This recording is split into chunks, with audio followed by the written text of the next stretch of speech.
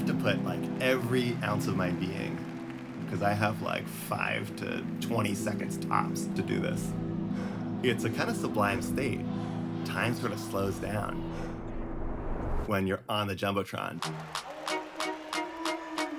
It got to the point where actually I'd sit down and I'd be like, just FYI, I'm gonna get on the Jumbotron. If you guys want to jump in, like, please do.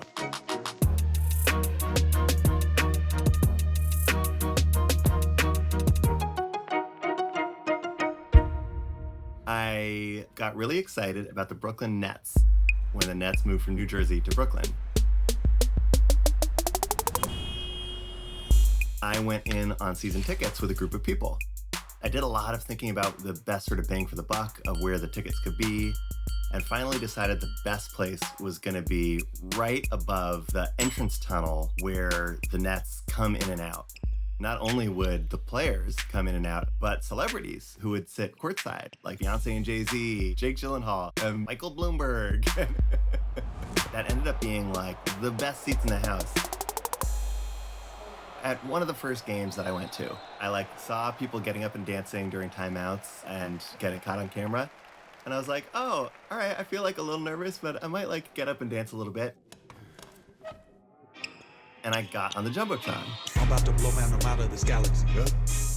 I think my kind of crazy hair, my funky glasses, my kind of Weird Al Yankovic look, and my dancing a little too hard for a white guy kind of dance, I think people were into it. I was like a little minor celebrity in my little section. This is pretty cool. So the next game that I went to after that, I was like, okay, I'm gonna get on the Jumbotron. So how am I gonna do this? Basically, they do the Jumbotron anytime there's downtime and they don't have like some activity planned. You know, there'll be like 2 or 3 minutes with nothing really happening on court, and they want to entertain the fans, so they'll rely on these fan cam things. Sometimes they'll do a kiss cam or an award giveaway, but most of the time they're just panning around, finding someone in the audience who's dancing or doing something funny. And I started noticing that some of the same people would get on the Jumbotron. There was this guy who had funky, funny glasses, who was super goofy, who would like dance in the aisle. There was this woman who I nicknamed Grandma. She would always dance very like slowly, kind of old lady dance. And I saw this cameraman positioned in the corner of the court. And I would see him like looking around, not just looking through the camera, but kind of looking around with his eyes and kind of trying to spot like who looked like they were fun. So I realized that getting on the Jumbotron wasn't just about like wait till the camera's pointing at you and dance. Like you had to do a little legwork beforehand. You had to kind of like start the relationship. And it was like dating. You had to start it slow. You had to be a little flirtatious. You had to like show a little peek of like what's there, what the potential is.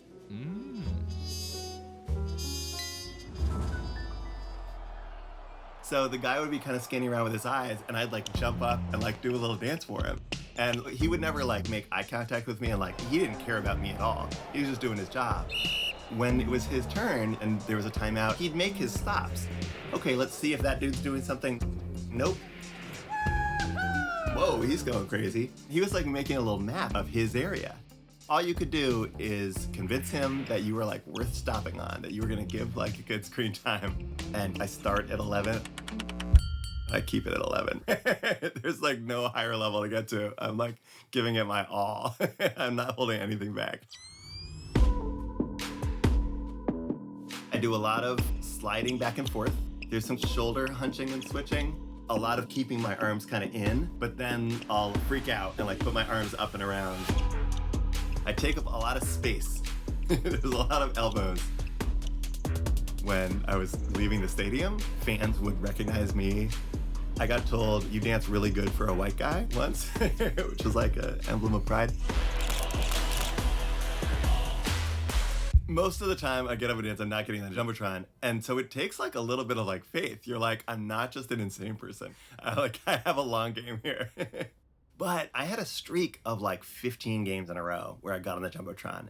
I had it on lock. And then there was this one game. It was in December 2012.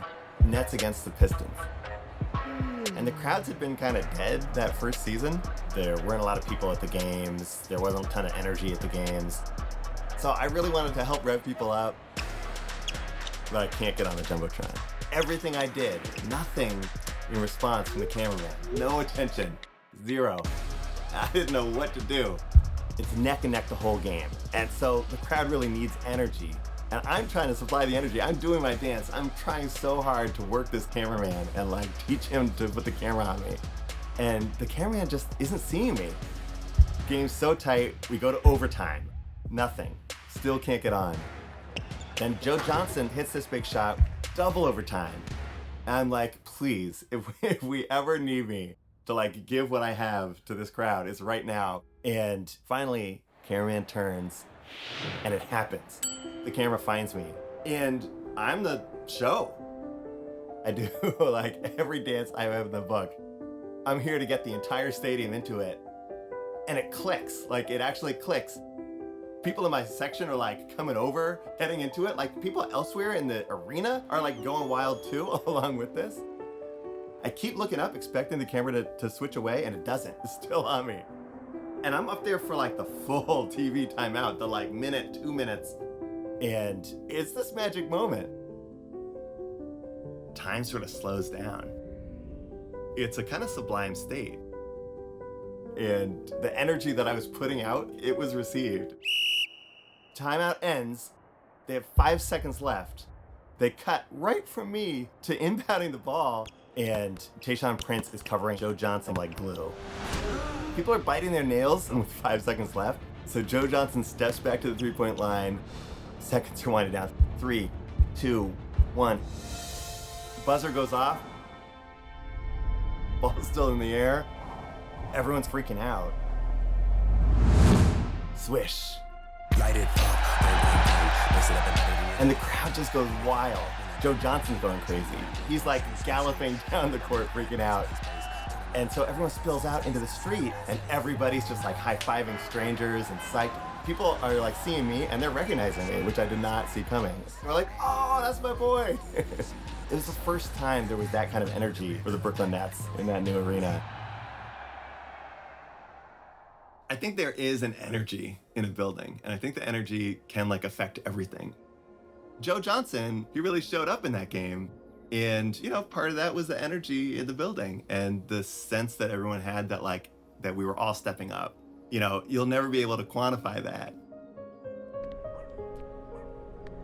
I feel like we spend our days trying to make sure we don't look weird. You know, whether it's at work, at home, on a date, whatever.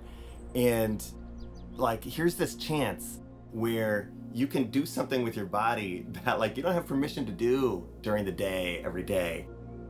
I want to open up the permission for other people to dance, for other people to look strange, for other people to go a little too wild. And it's this happiness, it's this sense of, oh, I'm accepted here. Like I can do something a little bit wild and other people are gonna like it. They're not gonna judge me. It doesn't matter like how silly it looks. It doesn't matter if you're talented or not. And I want to like send that energy out into the world.